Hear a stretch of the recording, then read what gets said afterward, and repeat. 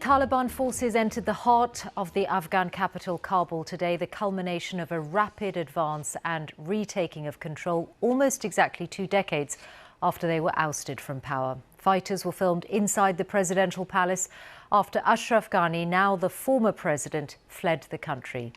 Afghans and foreign nationals have been trying to get on planes at Kabul airport, where international troops have been involved in evacuations. But security there is reported to be fragile. The latest developments came after the Taliban moved through one Afghan province after another in recent days and headed towards the capital. Our first report is from our diplomatic correspondent, Paul Adams. Afghanistan has new masters. 20 years after their first experiment in power came to a shattering end, the Taliban are back, hours after arriving in Kabul, sitting at the president's desk. Earlier, at the same desk, President Ashraf Ghani clinging to the last fragments of power. But the man gazing down on Kabul's streets has gone, fleeing to neighboring Uzbekistan. In a Facebook post, he said he'd left to avoid bloodshed. As the Taliban moves in, the West moves out. American helicopters busy over Kabul all day today, ferrying diplomats from the US Embassy to the airport. This disorderly end was not the plan. Hundreds of British troops have now arrived in Kabul to help with the evacuation of thousands of British and Afghan civilians. You should be wearing a mask at all times because we don't know where they're all coming from. The operation is well underway. These troops may not be on the ground for long. Kabul is in chaos. People desperate to leave, taking what they can, fearing a bloody assault.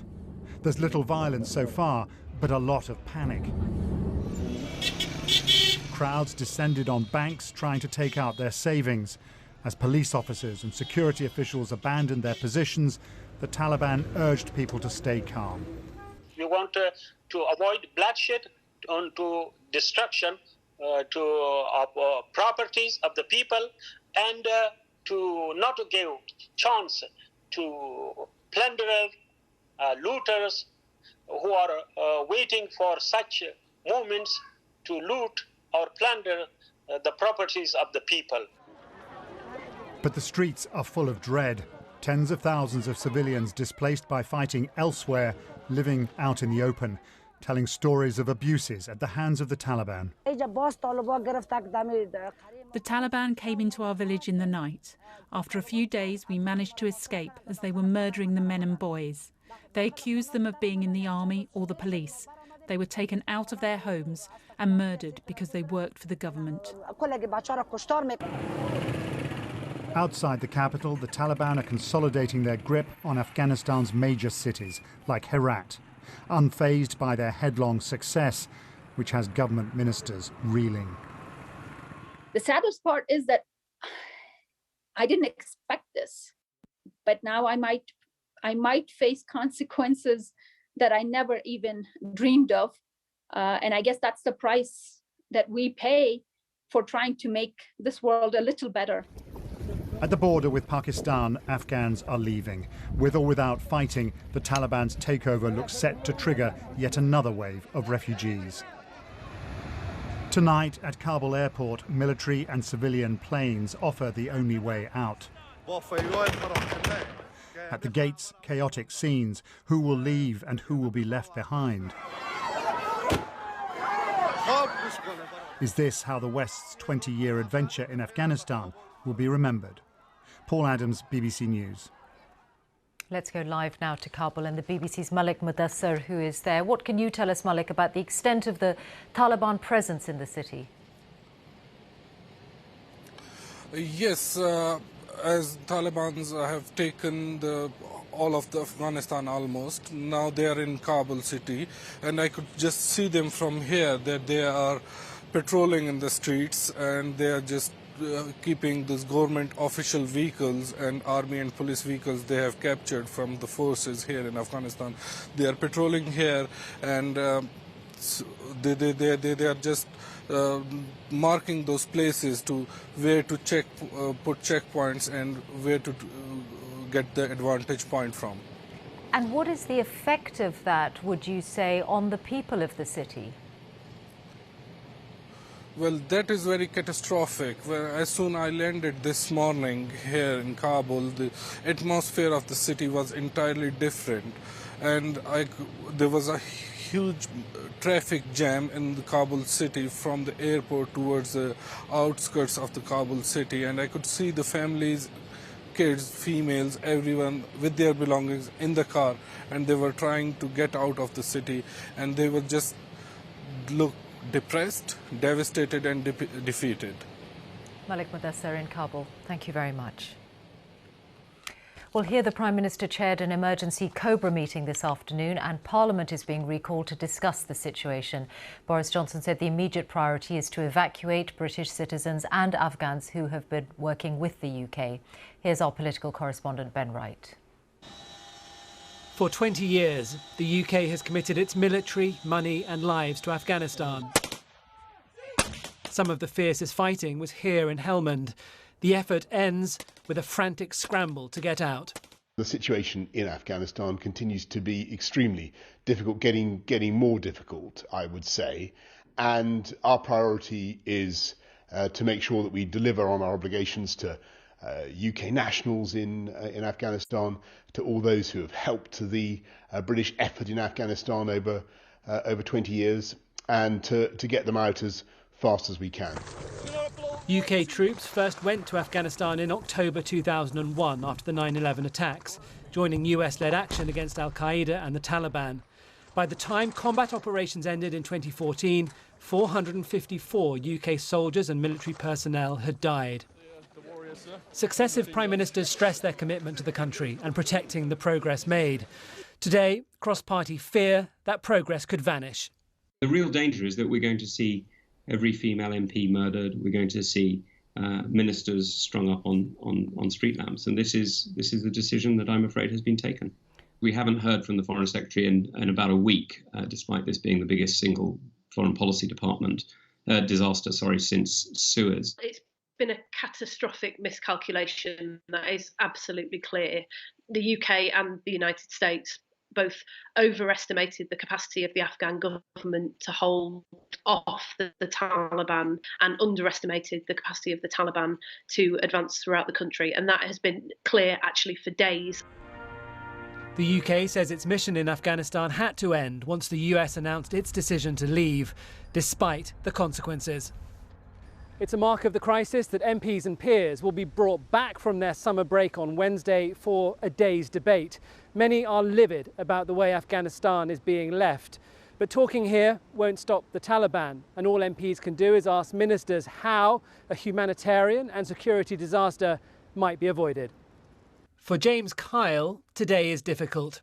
He was a captain in the Light Dragoons, served in Afghanistan in 2007 and 2009, the year the regiment lost 6 of its soldiers. It's incredibly sad to see the change happen so quickly after years and years of incredibly hard work from remarkable armed services in the country. I don't know how I could ever look the parents of fallen soldiers in the eye and say that what they did was worth it. The situation in Afghanistan will be deeply felt by many families closer to home, reflecting on a mission that wasn't meant to end like this. And Ben is here with me in the studio now. It was striking to hear the way the Prime Minister acknowledged and accepted, really, that this change is happening, that a new government is going to be formed.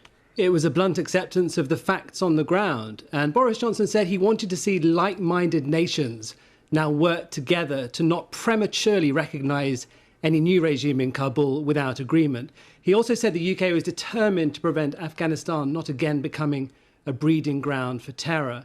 But I think the rhetoric jars with the reality, because this is in many ways out of their hands. Tonight in Kabul, British officials are scrambling to get UK nationals onto charter flights and onto military planes. Boris Johnson said the government would do everything it could to honour its obligations to Afghans who had helped the UK government in Afghanistan and would try and get as many people out as they could. It's clear the Taliban's advance caught the government by surprise. Dominic Raab only came back from holiday today, for instance, a decision that Labour said was shameful.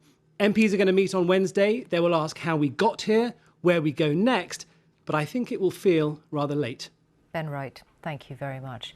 Well, for the United States, the lowering of its flag and the closure of its embassy in Kabul marked the end of a phase that began almost exactly 2 decades ago in the aftermath of the 9/11 attacks.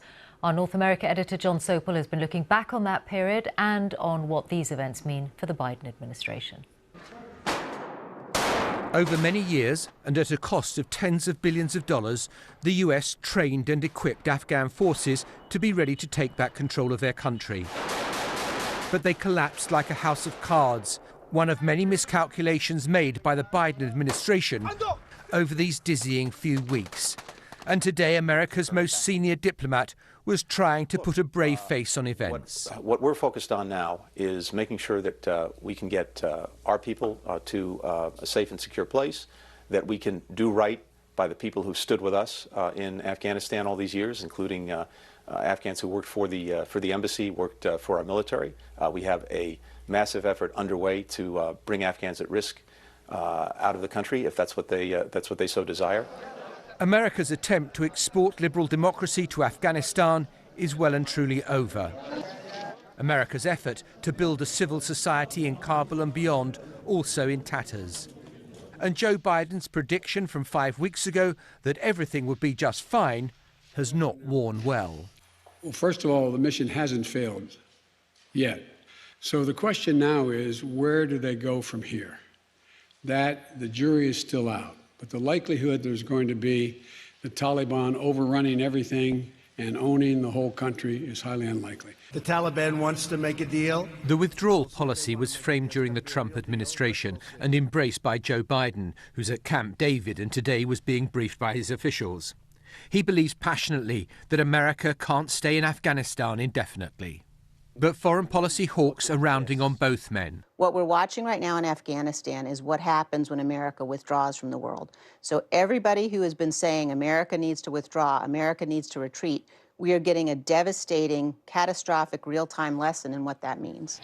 U.S. Embassy helicopters flew from roof to roof. America's most scarring military defeat was summed up in the images of the last helicopter flying off the roof of the U.S. Embassy in Saigon at the end of the Vietnam War. Today's scramble to get out of Kabul may not be that, but it's not far short. And John's live at the White House now. Where does today then leave the Biden administration reputationally, particularly on foreign policy, John?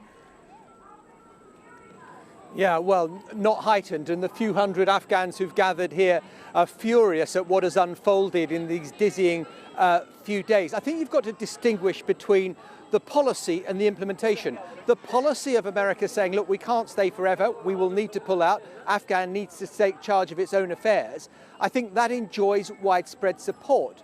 But the implementation, the miscalculations, the warnings ignored are something else altogether. There are talks going on with the Taliban and US officials, and the Taliban have ridden roughshod over them. So what leverage does that leave the Americans in future going forward? Joe Biden hasn't spoken yet. He's going to have to address the country. This may have been Donald Trump's policy, but it's Joe Biden's implementation. And I think he'll pay quite a price for the shambles that has unfolded over the past few days. John Sopel in Washington, thank you.